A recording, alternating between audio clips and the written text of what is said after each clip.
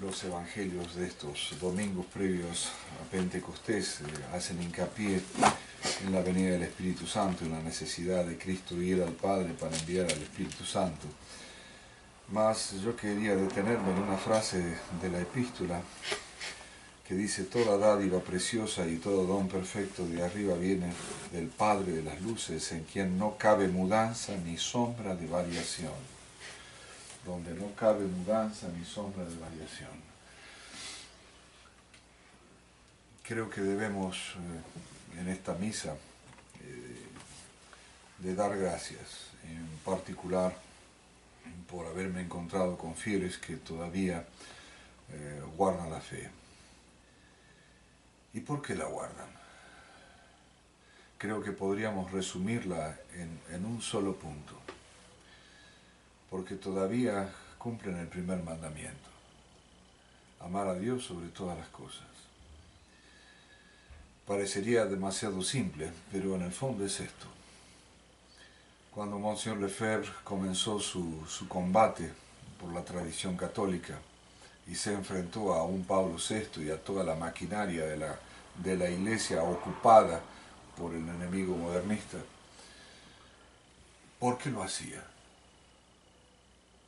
Porque Cristo, Monsignor Lefebvre, amaba a Dios por sobre todas las cosas.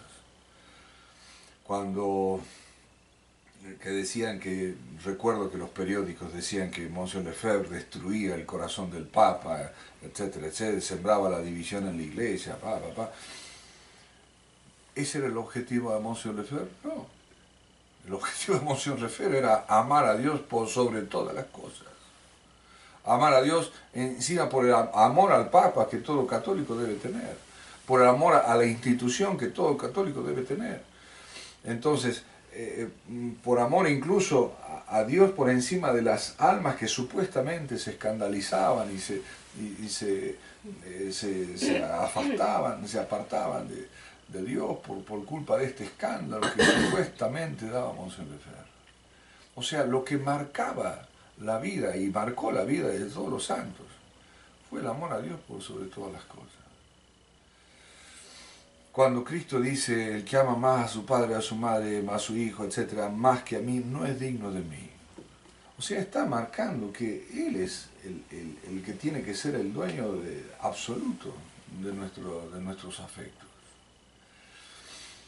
Cuando ya la obra de la tradición comienza a tomar cuerpo y llega los nefastos años desde el 2000 al 2012, ya empieza uno a vislumbrar que habían cosas extrañas en el comando de la fraternidad. Llega el momento en que tenemos que decidir si continuamos en la fraternidad o nos apartamos de ella, en razón de que las autoridades de la neofraternidad ya aceptan la Iglesia conciliar, aceptan el 95% del Vaticano II, etcétera, etcétera.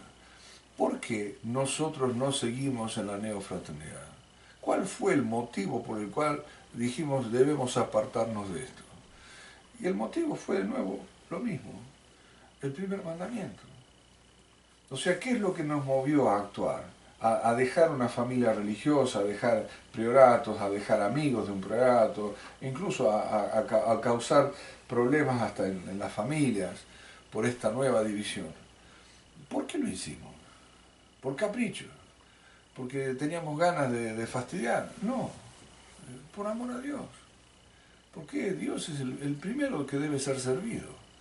Entonces, cuando vemos que nuestros superiores aman más la Iglesia conciliar, aman más el error del Concilio Vaticano II que al mismísimo Dios, nosotros dijimos, lo lamentamos mucho. ¿Cuántos son los compañeros sacerdotes, por ejemplo, que a mí me dijeron: yo no puedo dejar la congregación, no la vamos a dejar a la congregación? Y uno dice: bueno, pero la congregación es un instrumento para llegar a la perfección de Dios. Pero si la congregación me está llevando al modernismo, me lleva al Concilio Vaticano II, ¿para qué me sirve la congregación? Cada uno de nosotros hemos puesto ladrillos de alguna manera en la construcción de la fraternidad, incluso ladrillos físicos en la construcción, concretamente nosotros en el caso del Seminario de la Reja. Pero bueno, si Dios nos pide este sacrificio, si Dios nos pone en esta coyuntura, no podemos decir, ah, no, yo voy a seguir la congregación porque es lo más seguro, quién sabe qué pasa después, esperemos. No, no podemos negociar el amor de Dios. El amor de Dios, ustedes lean, no sé, lean a San Juan de la Cruz, lean a Santa Teresa de Ávila, esa hermosa letrilla que tiene Santa Teresa, que dice, nada te turbe, nada te espanta, quien a Dios tiene nada le falta, solo Dios basta. Eso tenemos que hacerlo vida nosotros. Y si Dios nos pone en estas circunstancias en donde hay un Monseñor Felé que claudica, y ahora este personaje Williamson, Dios sabrá por qué. Pero de nuevo hay que volver a aplicar el principio. ¿Cuál? El primer mandamiento.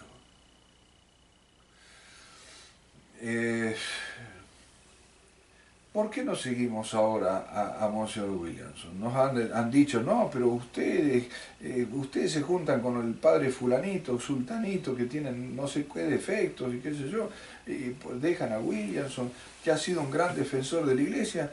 Sí, yo no niego que haya sido un defensor de la iglesia. Ha sido un defensor de la iglesia hasta que empezó a resbalar, y resbaladas sumamente graves. Entonces, yo vuelvo a recordarles, acuérdense de los 5 deditos. ¿Por qué no seguimos a Williamson? ¿Por qué? Porque es un hereje. ¿Cómo? Es un hereje. ¿Cómo que no es? ¿Cómo es un hereje? ¿Cómo se le puede decir a usted, atreverse a decir que un obispo Williamson es un hereje? Pero ¿por qué no? Si yo retoco el Evangelio, no es una herejía. Los protestantes cuando dicen, leen aquel pasaje de la Escritura que dice, ahí está tu madre y tus hermanos que te buscan. Los protestantes retuercen el sentido y dicen, ah, ¿ven? Hermanos, Cristo tuvo hermanos. Eso es herejía, nosotros lo condenamos. Con los católicos decimos, no, es una herejía, están retorciendo el Evangelio. Perfecto. Los protestantes cometen herejía, pero Williamson no comete herejía cuando dice que los frutos del arbolito pueden ser más o menos buenos. O sea, eso no es herejía. ¿Por qué? Porque la dice uno de los nuestros. Por favor. Entonces, Williamson es un hereje, señores. Acuérdense eso. Y además la herejía implica la persistencia en el error. Si él hubiese dicho una tontería como esas, pero no la repite, bueno, tal vez la podemos salvar. Pero el problema es que él confirma este tema. Vuelve sobre el tema de que el frutito puede ser más o menos bueno. Y lo más triste de los otros obispos que insisten también en el mismo punto. Entonces, ¿Williamson es hereje? Sí, es un perfecto hereje. Cumple todas las reglas del catecismo de San Pío X sobre la herejía. Número 2. ¿Es un inmoral? Perfecto. ¿Cómo inmoral? Williamson, ¿cómo va a ser inmoral? Señores, Williamson vive con un cura que es un pederasta y es un maricón.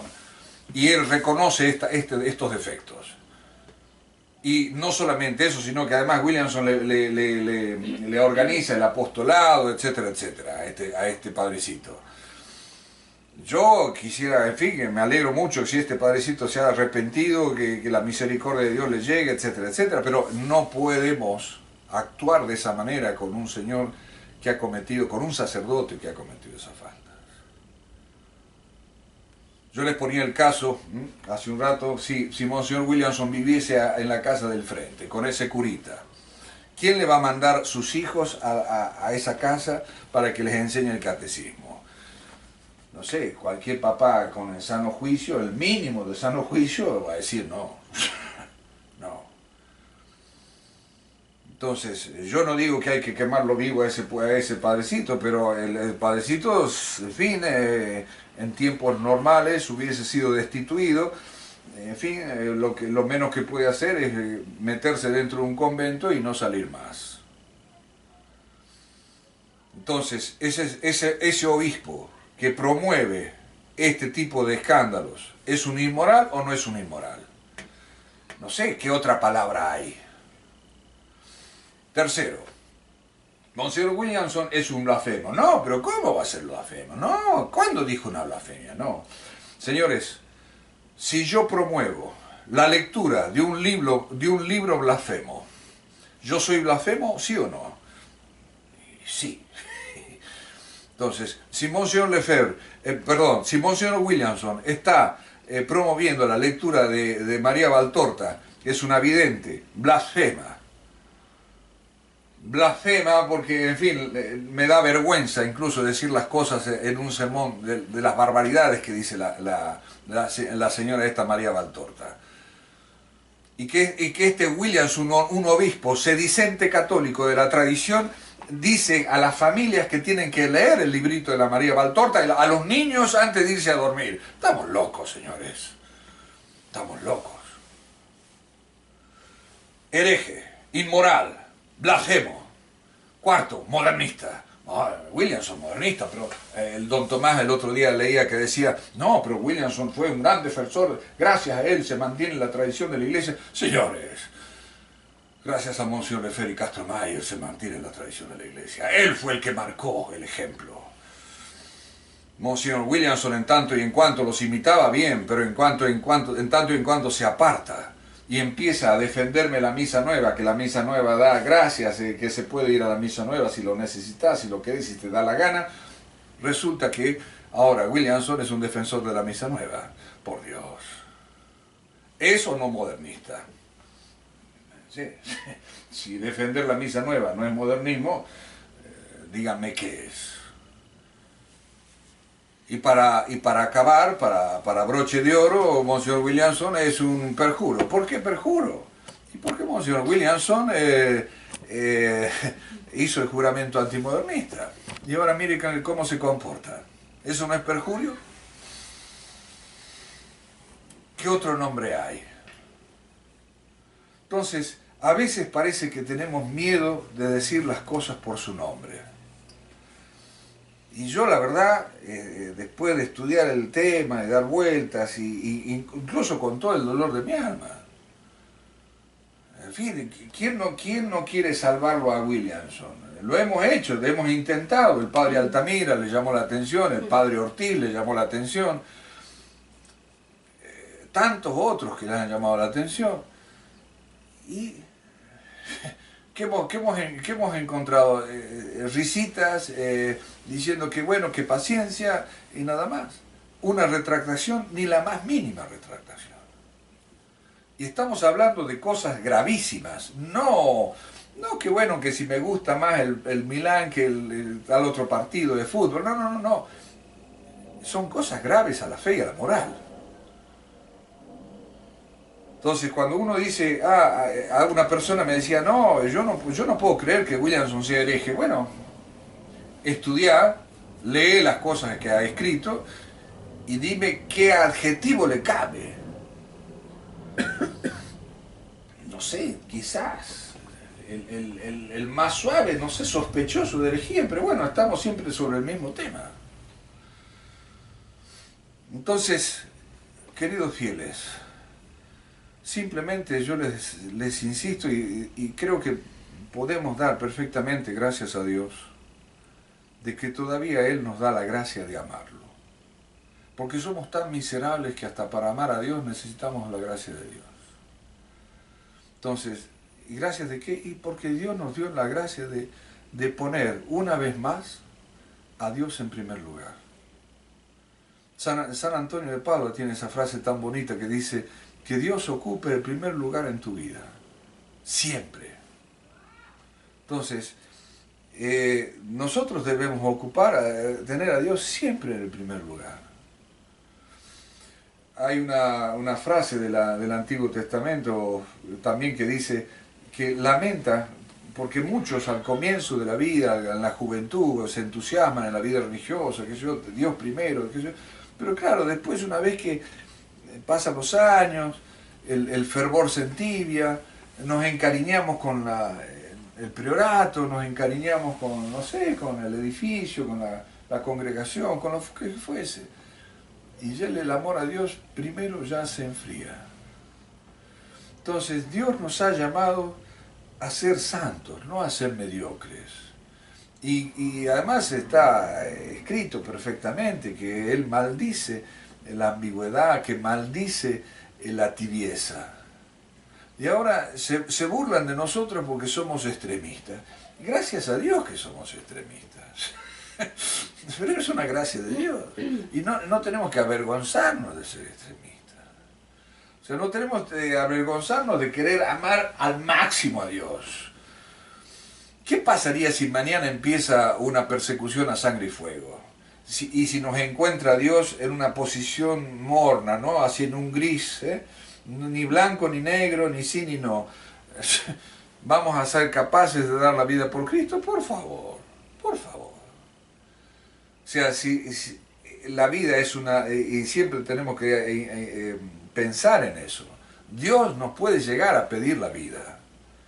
Entonces, si Dios nos llega a pedir la vida, pero hemos actuado siempre con tibieza, no, porque no hay que tomar esta actitud, no, porque si la tomo, mi papá le da un infarto, entonces yo no quiero darle disgusto a mi papá, entonces sigamos con Williamson. Señor, no, eso no es católico. Eso no es poner a Dios por sobre todas las cosas. Es poner las criaturas, las cosas creadas. No. Entonces, si hay algo que, no sé, creo que a todos nosotros nos ha enfervorizado, es el leer, por ejemplo, en la vida de el leer la Pasión de Cristo, número uno, y en la vida de los santos, ese amor a sangre y fuego que mostraban los santos para con Dios. Y son los santos los que tienen que ser nuestros modelos, no los herejes, ni los inmorales, ni los perjuros, ni los blasfemos, ni los modernistas. No, son los santos los que tienen que marcar nuestra vida. Entonces, queridos fieles, a ser santos, a no olvidar nunca, pase lo que pase, el primer mandamiento. Y cuando suceda, no sé si hay otra división más, otra pelea más, en fin, ya creo que ya no puede haber más, pero bueno, supongamos que si hubiese otra situación en donde tenemos que confrontarnos, qué camino a seguir, y generalmente es el camino más difícil, el más doloroso. Y bueno, y que implica el que más amor a Dios yo debo demostrar. Entonces, ¿está claro por qué nos seguimos a Williamson y compañía? Porque debemos amar a Dios por sobre todas las cosas. Y si alguien nos pregunta, le decimos que amamos a Dios por sobre todas las cosas. No hemos seguido a Pablo VI en su momento, no hemos seguido a Felé en su momento, ahora vamos a seguir a Williamson. Y Williamson, ojo, peor que Felé. Porque hasta donde yo sé, no sé, Felé me parece que no blasfemó, por ejemplo, ni recomienda lectura blasfema, sino con eso quiero hacer una propaganda de Felé, ojo. Pero no puede ser que nosotros en la resistencia estemos, como católicos, estemos siguiendo a semejante bribón de obispo. Entonces, si él ha tenido mérito, si él ha sido fiel en una época, me alegro mucho por él. Y que Dios se lo tenga en cuenta. Pero hoy por hoy, señores, ese señor no se arrepintió de nada. Y no hace el menor gesto de arrepentirse de nada. Lo cual es peor todavía. A pesar de todas las advertencias que recibió. Entonces, nosotros seguir nuestro camino firmes y dignos de católicos. De firmes y dignos de hijos de Dios, que por la gracia nos mantenemos todavía en el cumplimiento de ese primer mandamiento. Que la Virgen Santísima, ella que es el amor, la madre del amor hermoso, nos mantenga en ese santo amor y así un día podamos alcanzar la vida eterna. Ave María Purísima.